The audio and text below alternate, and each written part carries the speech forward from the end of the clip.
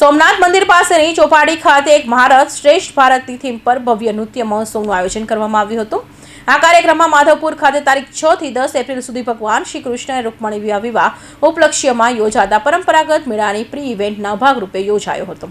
પ્રવાસન મંત્રી મુળુભાઈ બેરાની વિશેષ ઉપસ્થિતિમાં સોમનાથ મંદિર પાસે આવેલી ચોપાટી ખાતે યોજાયેલો ભવ્ય રંગારંગ સાંસ્કૃતિક કાર્યક્રમ એકથી એક ચઢિયાતી सांस्कृतिक प्रस्तुतिओं रजू करवामां आवी हती, जेना उपस्थितिमां सौ कोईना मन मोही लीधा हता। एक तरफ समी सांजे स्थित दरिया अने पृथ्वीनुं मिलन थतुं होय एवा माहोल वच्चे नृत्य महोत्सवमां कलाकारोनी उर्जासभर सांस्कृतिक कृतिओनुं सोमनाथ पूर्वोत्तर अने गुजरातनी संस्कृतिना मिलनथी झूमी उठ्युं हतुं।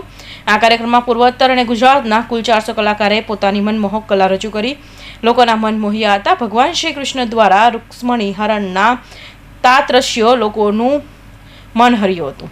मेळानी प्री इवेंट तरीके वडोदरा, सूरत, अमदावाद અને આપણા સોમનાથને એનો લાભ આપે અને આજે 200 કલાકારો નોર્થ ઈસ્ટના અને 200 કલાકારો આપણા ગુજરાતના ભેગા થઈ અને એક સુંદર કાર્યક્રમ રજૂ કરે અને એની ક્લાઇમેક્સ આપ જુઓ તો છેલ્લે જે ભગવાન શ્રી કૃષ્ણ અને માતા રૂક્મણીજીનું જે આગમન થાય છે, એમનો જે વરમાળાનો પ્રસંગ છે એ ખૂબ અદ્ભુત હતો અને લોકોને ખૂબ જ પસંદ આવ્યો છે અને આ તકે હું આપણી જે જનતા જે બોડી સંખ્યામાં ઉપસ્થિત તેનો પણ હું આભાર માનું છું। આપણે આ વખતે સુરતમાં 1લી તારીખે, 2જી તારીખે વડોદરામાં, 3જી તારીખે અમદાવાદમાં અને આજે 5મી તારીખે અહીંયા સોમનાથ મહાદેવના સાનિધ્યમાં 400 જેટલા કલાકારો સાથે આ સાંસ્કૃતિક મેળા આપણો જે માધવપુરનો મેળો છે એના પૂર્વ આજે દરેક શહેરોમાં દરેક જગ્યાએ આ મેળામાં આવનારી જે પેઢી છે એ આપણી જે સંસ્કૃતિ છે, આપણી જે વારસો છે, ભગવાન દ્વારકાધીશના જે માધવપુર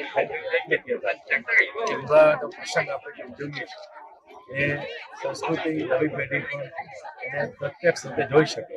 તો આજે ખૂબ સુંદર કાર્યક્રમનું આયોજન અમારા રમતગમત અને સાંસ્કૃતિક વિભાગ, પ્રવાસન વિભાગ અને જિલ્લા વહીવટીતંત્રના અહીંયા સહયોગથી खूब सरस रीते कार्यक्रम आयोजन किए।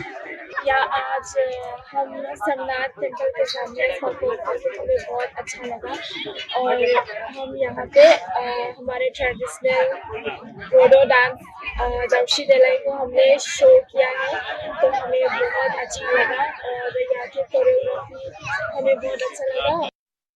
वडाप्रधान नरेंद्र मोदीए भारतनी आ विरासतने विकास भी और विरासत भी ની ભાવનાથી જોડીને અને વિશ્વભરમાં પ્રખ્યાતિ અપાવી છે। માધવપુરનો મેળો આજે રાજ્યભરમાં અને કેન્દ્ર સરકારના પ્રયાસોને કારણે વિશ્વવિખ્યાત બન્યો છે। ગુજરાતમાં પ્રવાસના વેગ આપવાને કારણે આજે રાજ્યમાં 18.64 કરોડ લોકો ગુજરાતના સ્થાપત્ય, વિરાસત અને લોક સંસ્કૃતિને માણવા માટે આવે છે।